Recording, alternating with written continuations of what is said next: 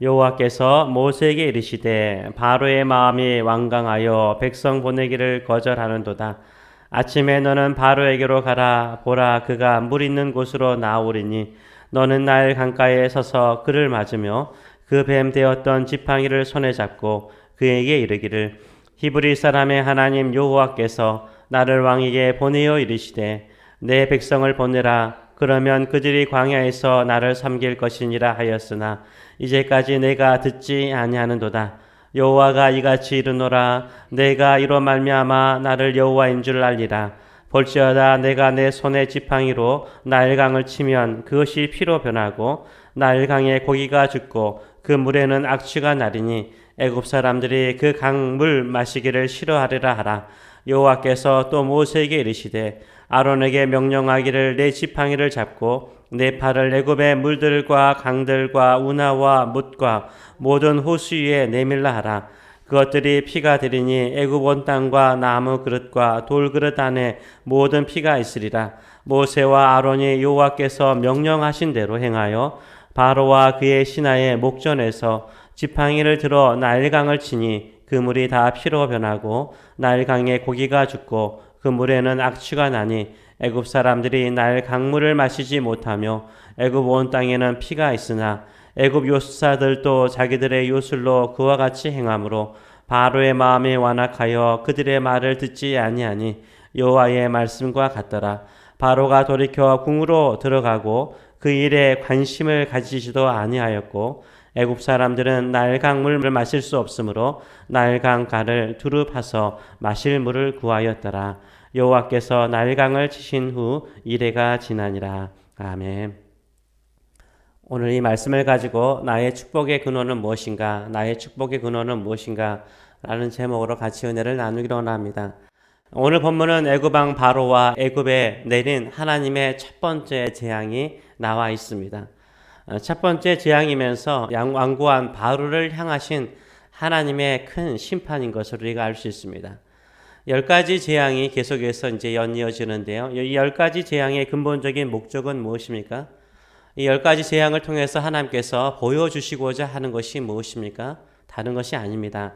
하나님이 누구신가? 여호와 하나님이 누구신가를 보여주는 것입니다. 왜냐하면 모세가 처음 바로를 찾아갔을 때 바로가 내가 왜 이스라엘 백성들을 내보내냐? 네가 말하는 여호와가 누구냐? 하나님이 누구냐라고 물었습니다.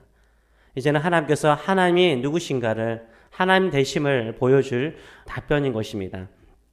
하나님께서는 하나님을 믿지 않는 자에게 보여주는 심판이 바로 10가지 재앙인 것입니다. 또 한 가지는 10가지 재앙을 통해서 이스라엘 백성들, 하나님의 백성들이 그들의 조상들로부터 귀로만 들었던 하나님이 실제로 그들과 함께 계시고 그들의 하나님 되심을 보여주는 기회가 되는 것입니다. 그래서 17절 말씀을 보게 되면 나를 여호와인 줄을 알게 하리라 라고 하나님께서 선포하십니다. 우리가 믿는 하나님은 누구십니까? 우리가 믿는 하나님은 축복의 근원이시죠. 축복 그 자체이신 줄 믿습니다. 우리 하나님은 축복의 근원이세요. 이것을 오늘 본문은 이 나일강이 피로 변하는 것을 통해서 우리에게 가르쳐주고 있습니다. 하나님께서 모세와 아론에게 누구에게 나가라 라고 말씀하십니까? 15절의 말씀을 보게 되면 바로에게 나가라 라고 말합니다. 아침이라는 시간이 나옵니다. 아침에 너는 바로에게로 가라. 보라, 그가 어디 있는 곳이요? 물 있는 곳으로 나오리니 너는 나일 강가에 서서 그를 맞으라 라고 말하고 있습니다. 여기에 보게 되면 물이 있는 곳은 나일 강가를 말합니다. 나일 강을 말하는 거예요. 왜 아침에 바로가 나일 강에 신하들을 대동하고 함께 나왔는지 성경은 자세히 말하지 않습니다. 그러나 나일강은요, 이 애굽 그 자체예요. 나일강 그 자체가 애굽 그 자체를 표현하고 있는 것입니다. 왜냐하면 나일강이 있기 때문에 애굽이 있기 때문이에요. 나일강이 없다면 이 애굽이라는 나라가 있을 수가 없는 거예요. 애굽이라는 부강하고 강성한 나라가 있는 이유는 나일강 때문이었습니다. 나일강이 범람하여서 그 주변을 다 옥토로 만들어 버리잖아요. 옥토로 만드니까 이 농사를 지어서 생산물이 많아지잖아요. 잉여 생산물이 생기기 시작하고 그러다 보니까 군대들을 하여하고 백성들은 강해지고 부유해지고 그래서 큰 나라가 되었던 것입니다. 그래서 애굽의 축복은요, 다른 것이 아니라 나일강에서 나왔던 거죠. 그렇기 때문에 나일강은 애굽의 축복의 근원이에요. 나일강 그 자체가 애굽 그 자체를 보여주고 있는 것입니다.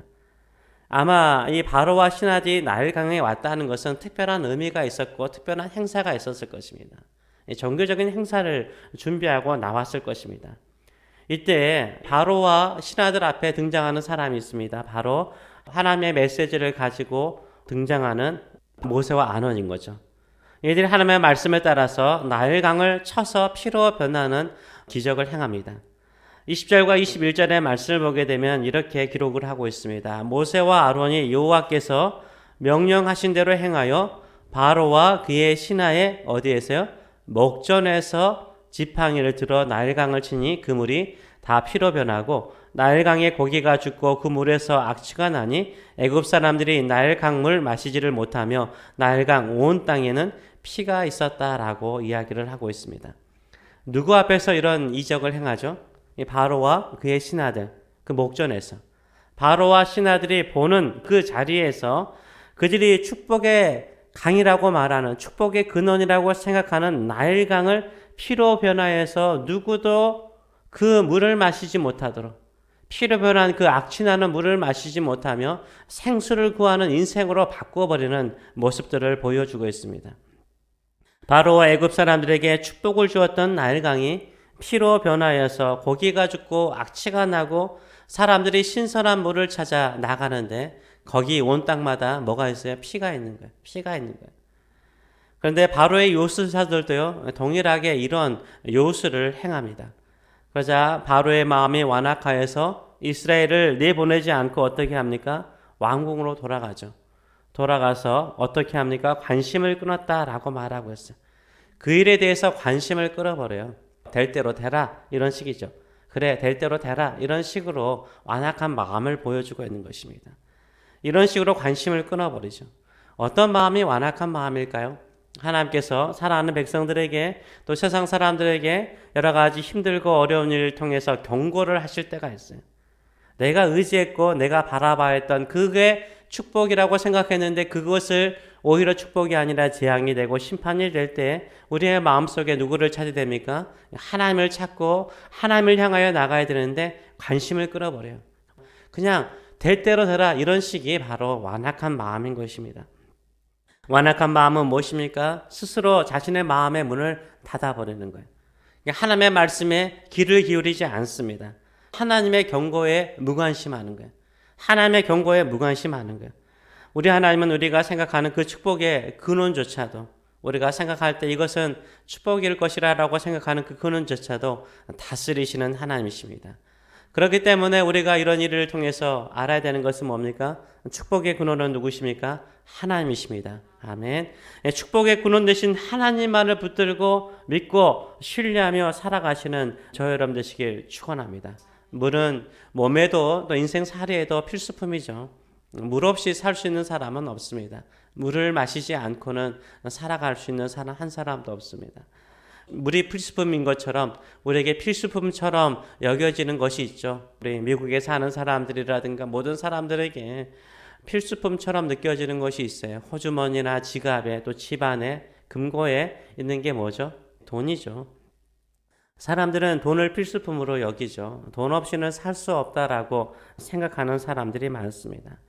돈이 나를 부유하게 만들고 나를 좋은 병원에 보내게 만들고 돈이 큰 집에 살게 만든다라고 생각을 하죠.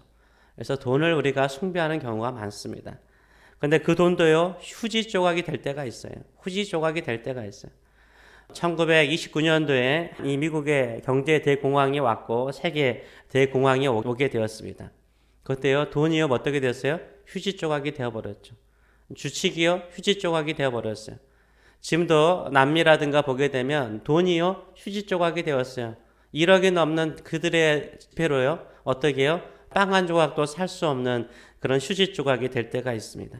모든 것을 잃어버린 것처럼 느껴질 때가 있어요. 사람들은 언제 절망할까요? 아무것도 없을 때. 이 돈이 나를 복되게 할 것이라고 생각하겠는데 그것을 잃어버릴 때 그들의 마음속에 모든 것을 잃어버린 것처럼 생각할 때가 있습니다. 심지어 크리스찬조차도 그렇게 생각할 때가 있어요. 우리의 축복의 근원은 무엇입니까? 돈이 아니라 하나님이신 줄 믿습니다. 돈조차도 주관하시는 하나님만을 신뢰하시는 저와 여러분 되시길 축원합니다. 그런데 이 사실을 완강하게 거부하는 사람들이 있어요. 그래도 돈이 필요합니다. 그래도 돈이 있어야 됩니다. 이렇게 살아가면요, 마음이 완강해지는 거예요. 하나님의 말씀에 귀를 기울일 수 없는 거예요. 하나님의 뜻을 따를 수가 없는 거예요. 더 큰 하나님의 심판과 경고의 메시지를 통해서 끊임없이 자신의 완고함을 깨트려 나가야 됩니다. 우리는 하나님의 말씀을 들었을 때 나의 축복의 근원이 하나님이신 것을 믿고 하나님만을 바라보고 하나님만을 의지하시는 저와 여러분 되시길 축원합니다. 나의 축복의 근원 되시고 나의 생명의 근원 되시고 나의 모든 것의 근원 되신 하나님만을 온전히 믿고 하나님만을 섬기시는 저와 여러분 되시길 축원합니다. 그러면 날강이 주는 축복, 날강이 주는 축복이 아니라 하나님이 주는 축복, 하나님이 주신 축복으로 말미암아 하나님이 누구신가, 하나님이 나를 나되게 만드시고 하나님이 하나님 되심을 보여주는 영광을 경험하게 될 줄 믿습니다. 성경에는 그것을 보여주고 있잖아요. 아브라함도 자기의 복의 근원 형제들과 모든 고향을 떠났을 때 하나님만을 의지하였을 때 하나님께서 아브라함을 복되게 했습니다. 다윗도 목동으로서 누구에게도 인정받지 못하는 인생을 살았지만 하나님을 나의 목자로 삼고 축복의 근원으로 삼았을 때 하나님께서 다윗을 위대하게 만들어 주셨습니다. 한나도 모든 것이 없었어요. 자기에게 축복의 근원이 아들이라고 생각했는데 아들조차도 없을 때 절망의 자리에서 축복의 근원 대신 하나님을 바라보았을 때 하나님께서 한나에게 아들뿐만 아니라 그의 인생과 그의 아들을 복되게 하신 것을 우리는 성경에서 볼 수 있습니다. 우리의 축복의 근원은 이 세상에 있지 않습니다. 비록 지금 당장 주는 것처럼 보일지라도 그건 축복의 근원이 아니에요. 오직 하나님만이 축복의 근원인 줄 믿습니다. 하나님만을 의지하며 나가시는 저 여러분 되시길 축원합니다. 하나님이 누구신가를 경험하는 저 여러분 되시길 축원합니다. 네, 기도하겠습니다. 살아계신 하나님 아버지, 애굽은 나일강이 없다면 애굽이 될 수 없었습니다. 나일강에 풍성한 물과 부유한 옥토가 그들을 부유하게 만들었습니다. 그러기에 바로와 애굽 사람들은 나일강을 축복의 근원으로 여겼습니다. 그 축복의 근원이라고 생각하는 나일강을 섬기고 나일강을 의지하고 나일강 없이는 살 수 없다라고 생각하는 사람들이었습니다. 그러나 하나님께서는 그 나일강을 피로 변하게 만듦을 통해서 하나님이 누군가를 가르쳐 주셨습니다. 우리도 돈 없이는 살아갈 수 없는 이 시대 속에서 끊임없이 우리는 돈의 부유함을 추구할 때가 많습니다. 우리는 나의 진정한 축복의 근원 되신 하나님을 의지하고 하나님이 누구신가를 깨닫고 하나님이 축복하시고 하나님이 복을 주는 믿음의 사람들 될 수 있도록 축복하여 주시옵소서. 그러기에 오늘도 이 새벽에 나와서 우리의 복의 근원 되신 생명의 근원 되신 우리 주님만을 바라보고 주께 나아갑니다. 우리는 우리의 힘으로 세상이 주는 날강 같은 목마르게 만드는 물이 아니라 영원한 생수가 되신 예수 그리스도로 말미암아 하나님이 약속하신 영원한 축복으로 말미암아 기뻐하고 또 그것을 바라보고 믿음으로 사는 자, 주만을 의지하는 자 되게 하여 주시옵소서. 감사드리며 예수님의 이름으로 기도합나이다. 아멘.